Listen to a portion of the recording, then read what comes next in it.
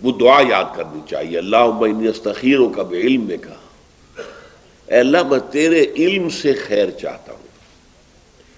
یعنی جو تیرے علم میں خیر ہو وہ میں چاہتا ہوں۔ میری نگاہ تو دھوکہ کھا سکتی ہے کہ میں کسی شر کو خیر سمجھ بیٹھوں۔ اللہم انی استخیرک بعلمک واستقدرک بقدرتک، اور تیری ہی قدرت سے میں بھی کچھ قدرت مستعار مانگنا چاہتا ہوں، میرے اندر کوئی طاقت نہیں ہے الا یہ کہ تو ہی عطا کرے۔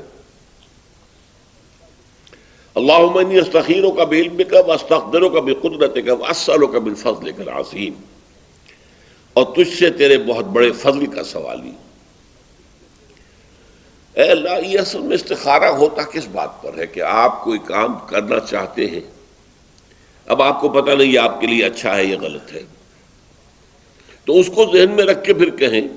اللہم ان کنت تعلم ان ھذا الامر خیر لی فی دینی و معاشی و عاقبت امری، اے اللہ اگر یہ کام جو میں کرنے چلا ہوں تیرے علم کے مطابق میرے لیے خیر ہے،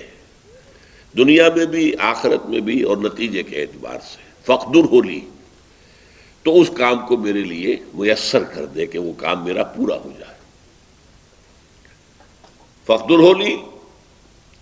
وبارک لی فی، میرے لیے اس میں برکت پیدا کر دے اور مجھے اس پر راضی کر دے، ارضنی بہ۔ وَإِن كُنتَ تَعْلَمُ أَنَّ هَذَا الْأَمْرَ شَرٌّ لِّي فِي دِينِي وَمَعَاشِي وَعَاقِبَةِ أَمْرِي فَاصْرِفْهُ عَنِّي وَاصْرِفْنِي عَنْهُ، اور اگر تیرے علم میں یہ ہے کہ یہ کام میرے لیے شر ہے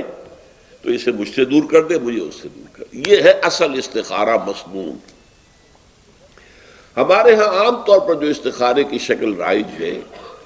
وہ بعد میں بزرگوں نے اس کی شکلیں معین کی ہیں کہ رات کو سونے سے قبل ایک دعا بھی یہ مانگی جائے، 2 رکعت پڑھی جائے، اس 2 رکعتوں کے بعد یہ دعا مانگی جائے، پھر سو جائیں تو کوئی نہ کوئی اشارہ جو ہے خواب میں مل جائے گا، لیکن یہ چیز حضور سے ثابت نہیں، نہ صحابہ سے ثابت ہے۔ بہرحال اس استخارے کی اصل روح ہے اللہ سے خیر طلب کرنا، کہ میں جو کچھ سوچ رہا ہوں میں نے سوچا ہے لیکن میری عقل محدود ہے، میں حقیقت تک نہیں پہنچ سکتا، تیرا علم کامل ہے تو فیصلہ کر دے، اگر یہ کام میرے لیے صحیح ہے تو یہ پورا کروا دے، اگر یہ غلط ہے تو مجھ سے دور کر دے۔